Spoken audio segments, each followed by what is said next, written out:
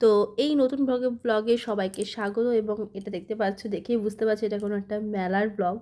তো হ্যাঁ, এটা চাকদাতেই হয় এই মেলাটা। এটার নাম হচ্ছে গণেশ জননী মেলা। তো এই পুজোতে আমরা ভীষণ মজা করি, বিশেষ করে এই যে মেলাটা বসে প্রচুর লোকজন হয়, এবং আমরা এখানে সবাই মিলে ভীষণ মজা করি। তো এখানে বাচ্চাদের বিভিন্ন রকম রাইড থাকে। তো আমরা সেদিন চলে গেছিলাম মেলাতে পুরো ফুল ফ্যামিলি মিলে।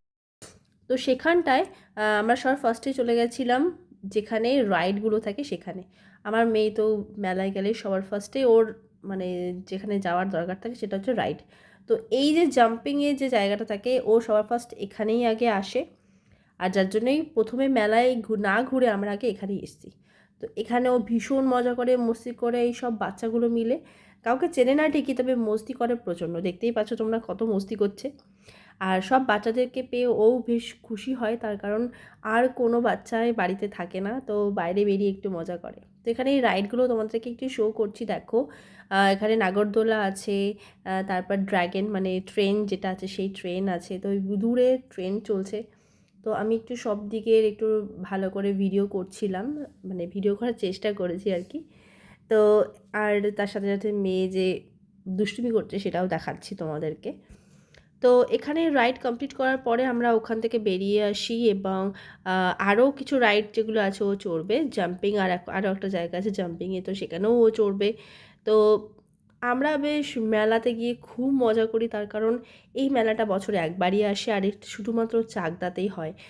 আর আমাদের চাকদার প্রত্যেকটা মানুষ এখানে আসে। ইভেন কি এই মেলা খুব প্রচলিত, এবং এটা বহু বছর ধরে হয়ে আসছে এই মেলাটা।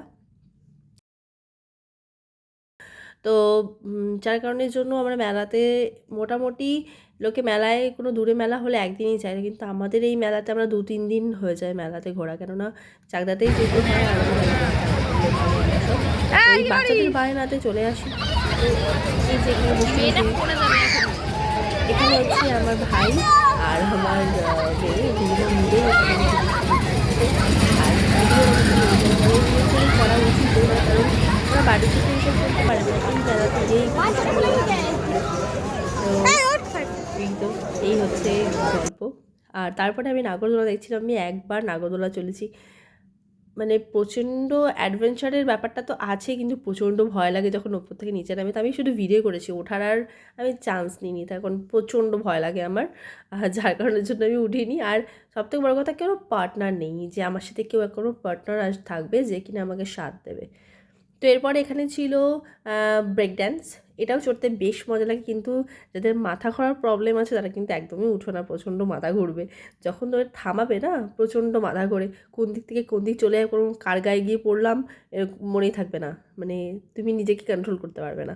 তো জাস্ট দূর থেকে এই রাইডগুলো আমি দেখেছি, আর দেখিনি।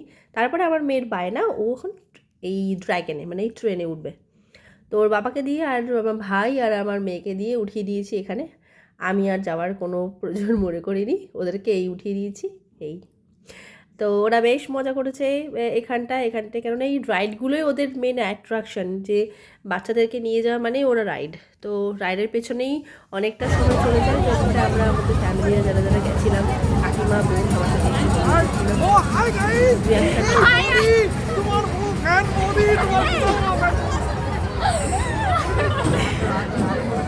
আমার এখনও হাসি পাওয়ার রিয়াকশানে। তারপরে আমরা চলে এসেছি খাবারের দোকানে। তো এখানে প্রচুর ফুচকার দোকান বসে, আইসক্রিমের দোকান বসে, বাদাম ভাজা বসে, ঘুগনি বসে, তারপরে পাপড়ি চাট বসে। তো আমরা সেদিন কিছুই খাইনি, কেননা কেউ কিছু খাবে না, সেদিন সবার পেট ভরা ছিল, সেজন্য সেরকম কেউ কিছুই খায়নি।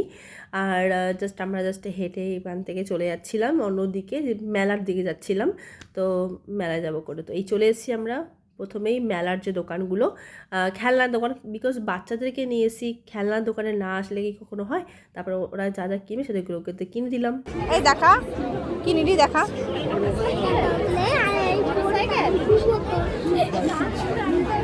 আমার বোন যাচ্ছিল, আর ভাই।